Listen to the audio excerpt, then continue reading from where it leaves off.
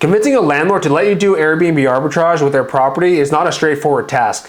If you're an introvert or a beginner, then it might seem even harder. If you want to close more deals, you should first understand the perspective of a landlord. Here's what's going on in their minds of every single landlord when they list their property for rent. Number one, I want a steady passive income. Number two, I don't want any work on my end. And number three, I don't want my property getting damaged. If your pitch solves all these problems while paying them an extra bonus every month, who wouldn't take you up on that offer? Here's how you solve these three problems on your end with Airbnb arbitrage. Number one, you're a business and not a tenant who can leave whenever they want. You always pay rent on time regardless of what's happening on your end. Number two, you manage all the property top to bottom. Number three, you install noise detectors and cameras and over communicate with guests to prevent damages. Now, many people think, why would a property owner hand their property to someone else when they can list it on Airbnb themselves? Well, here's the thing. When a landlord hands their property to you, they're not doing a favor to you. There's something in it for them as well. You pay them all the rent on time plus an additional monthly bonus. All this without them having to deal with the property and tenants. So this is a win-win scenario, and that's what I want you to remember in every conversation. You want to put your focus on mom and pop landlords, as they don't really want to deal with the property as a business.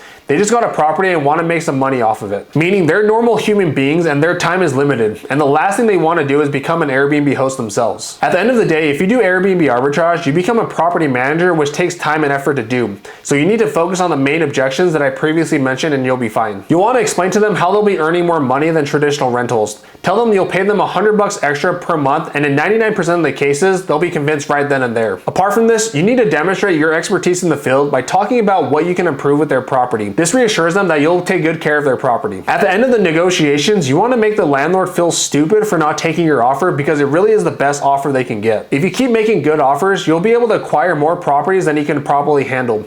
Negotiation skills and tactics are fine, but once you cover the points that I just talked about, closing deals becomes fairly easy. And by the way, I've created this simple 3-call framework that allows me to get 2 out of every 10 landlords to say yes to my Airbnb pitch. One of my coaching students used the same framework and was able to beat out 400 other competitors and sign his first property. If you want a copy of this exact framework, send me a message on Instagram with the word 3-step sales framework and I'll send it right over.